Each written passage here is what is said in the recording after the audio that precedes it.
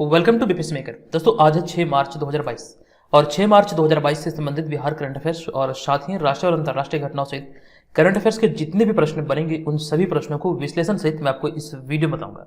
ध्यान रखिएगा, ये वीडियो आपके बिहार में आयोजित होने वाले सभी प्रतियोगी परीक्षा के दृष्टिकोण से महत्वपूर्ण है। वीडियो स्टार्ट करते हैं, चलते हैं पिछले वीडियो के प्रश्न पे। जो प्रश्न मैंने आपको पिछले वीडियो में पूछा था, तो पिछले वीडियो का हमारा प्रश्न था कि हाल ही में पेश किए गए बिहार बजट में राज्य के कितने शहरों यानी कि बिहार के कितने शहरों को मॉडल टाउन बनाने का लक्ष्य रखा गया है। डिटेल जानकारी हमने यहां से आपको दिया था और आपको बताया था इसका राइट आंसर होगा ऑप्शन नंबर सी, यानी कि 6 शहरों को मॉडल शहर या फिर मॉडल टाउन के रूप में बनाने का लक्ष्य रखा गया है। तो ऑप्शन नंबर सी यहां पर इस प्रश्न का राइट आंसर है। कोशिश कीजिए कि जो भी प्रश्न आप लोगों से वीडियो में पूछा जाता है आप लोग से कमेंट बॉक्स में लिखें और विस्तार पूर्वक लिखें। और बिहार के परीक्षाओं के लिए जो हमारा बिहार स्पेशल करंट अफेयर्स अभी लॉन्च हुआ है, आप इस वीडियो के डिस्क्रिप्शन में जाकर इस पीडीएफ फाइल को डाउनलोड कर सकते हैं। इसमें 2021 के सारे मंथ के करंट अफेयर्स का सम्मिश्रण किया गया। तकरीबन 1000 से अधिक प्रश्न इसमें है और सभी प्रश्नों का समग्र विश्लेषण है। अगर आप इसे पढ़ लेते हैं दोबारा आपको कहीं से भी कोई भी बिहार करंट अफेयर्स पढ़ने की आवश्यकता नहीं है। अब यहां पर हम चलेंगे आज के इस वीडियो के पहले प्रश्न पे।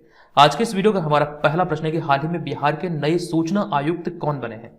मोस्ट इंपॉर्टेंट प्रश्न है, इस तरह के प्रश्न आपके एग्जाम में बनते हैं। इस प्रश्न का राइट आंसर होगा फूलचंद चौधरी और त्रिपुरारी शरण। अब यहां पर जो दो विकल्प इस प्रश्न का राइट आंसर है, तो बीपीएससी के दृष्टिकोण से हम इस प्रश्न का सही उत्तर और फाइनल आंसर जो करेंगे ये करेंगे उपयुक्त में से एक से अधिक, यानी कि ऑप्शन नंबर ई यहां पर इस प्रश्न का राइट आंसर होगा, क्योंकि यहां पर दो विकल्प सही है। डिटेल जानकारी अगर हम देखें तो हाल ही में बिहार सरकार ने 2 नए सूचना आयुक्तों की नियुक्ति की है। तो इनमें रिटायर्ड जज फूलचंद चौधरी और त्रिपुरारी शरण शामिल है। अब यहां पर आपके माइंड में क्लिक कर रहा होगा त्रिपुरारी शरण, जो आप यहां पर नाम देख रहे हैं, आपको इसके बारे में कई सारे प्रश्न मैंने आपको हाल ही के दिनों में बतलाए हैं। त्रिपुरारी शरण बिहार के मुख्य सचिव के पद पर थे। इसकी डिटेल जानकारी हमने यहां पर आगे लिखा है कि मुजफ्फरपुर के त्रिपुरारी शरण आईएएस अधिकारी रहे हैं और वे बिहार के मुख्य सचिव के तौर पर उन्होंने काम भी किया है। तो ये सारी जुड़ी हुई जानकारी त्रिपुरारी शरण से संबंधित है। जबकि वर्तमान समय अगर हम बात करें तो वर्तमान में बिहार के मुख्य सचिव हैं आमिर सुबहानी। इसकी डिटेल जानकारी मैंने आपको दिया था। अब चलेंगे हम अगले दूसरे प्रश्न पे। ये दूसरा प्रश्न है कि हाल ही में किसी बिहारी पुरस्कार 2021 से सम्मानित किया जाएगा। ये घोषणा अभी हाल ही में हुआ है और इस प्रश्न का हमारा राइट आंसर है ऑप्शन नंबर सी, यानी कि मधु कंकरिया, अर्थात ऑप्शन नंबर सी यहां पर इसका राइट आंसर होगा। आपको बता दूं कि हाल ही में के बिरला फाउंडेशन ने 2021 के लिए 31वें बिहारी पुरस्कार की घोषणा कर दी है। आपको ध्यान रखना, बिहारी पुरस्कार जो प्रदान किया जाता है ये के बिरला फाउंडेशन के द्वारा प्रदान किया जाता है और 31वें बिहारी पुरस्कार सम्मान के लिए अभी हाल ही में राजस्थान की मधु कंकरिया का चयन किया गया है। इनसे संबंधित यहाँ पर कुछ पॉइंट और भी है कि इस वर्ष बिहारी पुरस्कार राजस्थान की प्रसिद्ध लेखिका मधु कंकरिया को उनके उपन्यास हम यहाँ थे के लिए दिया जाएगा। इनके उपन्यास का नाम है हम यहाँ थे। इन्हीं उपन्यास के लिए भी हाल ही में ये सम्मान से इन्हें सम्मानित किया जाने का घोषणा किया गया है। जबकि पिछले वर्ष की अगर बात करें तो पिछले वर्ष जो दिया गया 2020 वाला, तो वर्ष 2020 का 30वां बिहारी पुरस्कार मोहन कृष्ण वोरा को उनकी आलोचना की पुस्तक तस्लीमा संघर्ष और साहित्य को दिया गया था। इसकी भी जानकारी हमने आपको दिया। जो बिहार स्पेशल करंट अफेयर्स जो मैंने आपको प्रोवाइड किया है वहां पर इसके बारे में संपूर्ण जानकारी आपको दिया गया है। अब यहां पर हम चलेंगे आज के इस वीडियो के तीसरे प्रश्न पे। यह तीसरा प्रश्न है कि हाल ही में देश के प्रथम राष्ट्रपति डॉक्टर राजेंद्र प्रसाद की कौन सी पुण्यतिथि मनाई गई है। इंपॉर्टेंट प्रश्न है, इसका राइट आंसर होगा 59वीं पुण्यतिथि अभी हाल ही में डॉक्टर राजेंद्र प्रसाद की मनाई गई है। भारत के प्रथम व द्वितीय राष्ट्रपति थे डॉक्टर राजेंद्र प्रसाद।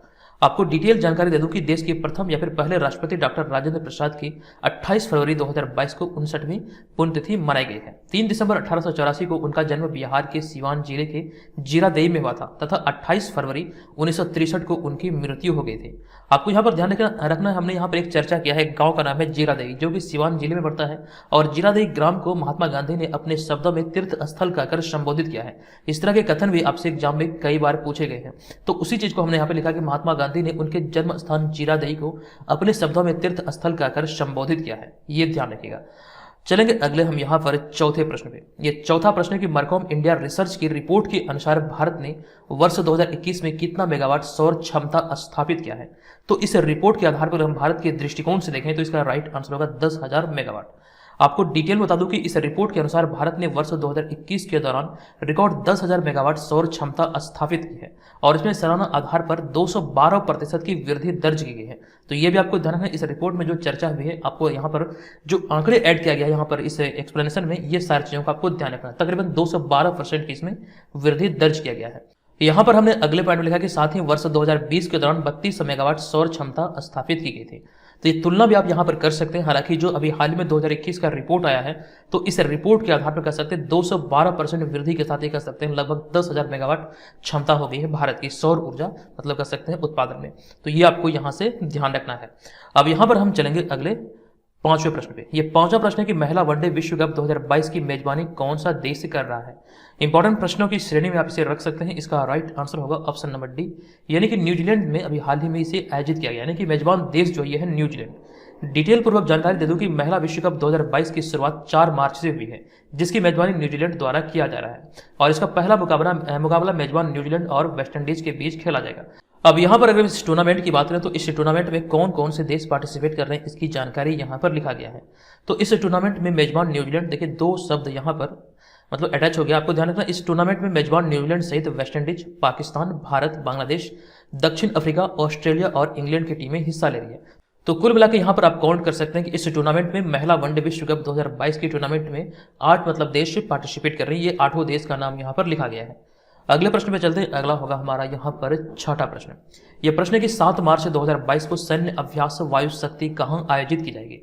इस प्रश्न का सही उत्तर होगा ऑप्शन नंबर ए, यानी कि 7 मार्च को ये पोखरण में आयोजित किया जाएगा। आपको डिटेल में जानकारी दे दूं कि 7 मार्च 2022 को जैसलमेर के पोखरण में वायुसेना अपने सैन्य अभ्यास वायु शक्ति में पहली बार राफेल विमानों का प्रदर्शन करेगी। तो इस वजह से यह प्रश्न आपके लिए बहुत इंपॉर्टेंट हो सकता है कि पहली बार राफेल विमानों का प्रदर्शन यहाँ पर किया जाएगा और इसका सकते हैं अभ्यास को जो नाम दिया गया, ये दिया गया वायु शक्ति।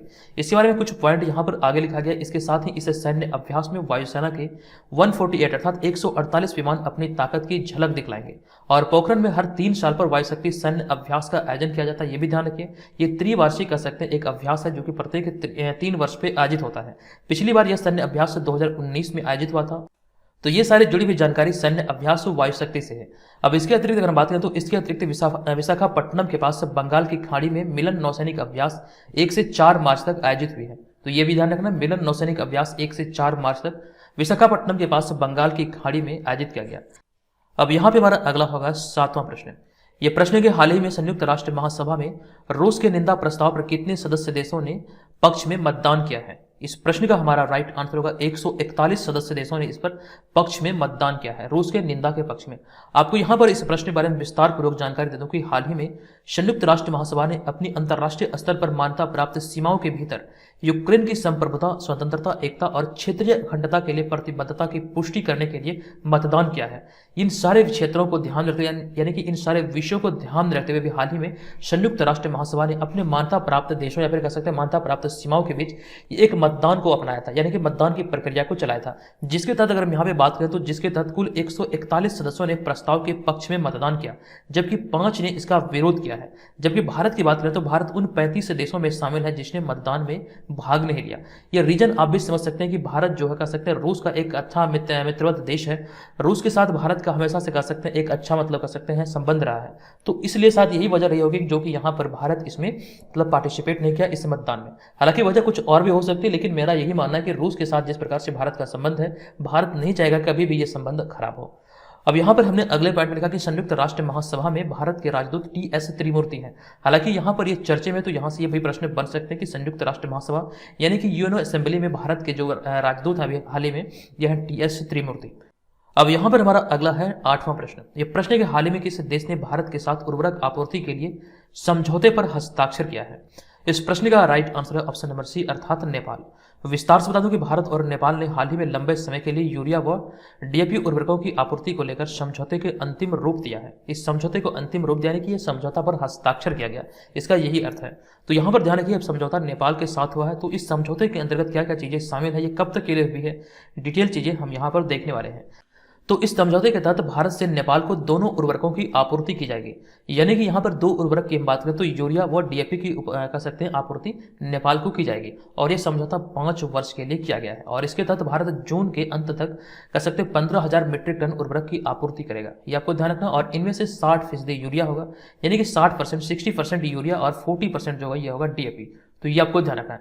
यहाँ पर देखिए आपने चर्चा की नेपाल की, चूंकि यहाँ पर नेपाल की चर्चा हो रही तो आपको ध्यान रखना नेपाल भारत की यूपीआई प्रणाली को अपनाने वाला पहला देश बना है। हाल ही का ये करंट अफेयर्स है, ये बहुत इंपॉर्टेंट है। नेपाल जो है ये भारत की यूपीआई आधारित प्रणाली को अपनाने वाला विश्व का पहला देश बना है। नेक्स्ट होगा हमारा यहाँ पर नवा प्रश्न। यह प्रश्न है कि हाल ही में दिल्ली हाईकोर्ट में जज बनने वाले पहले विधि सचिव कौन बन गए हैं। राइट आंसर होगा हमारा ऑप्शन नंबर बी, यानी कि अनूप कुमार मेदिरत्ता। आपको बता दूं कि हाल ही में अनूप कुमार मेदिरत्ता दिल्ली हाईकोर्ट में बतौर न्यायाधीश नियुक्त किए गए हैं।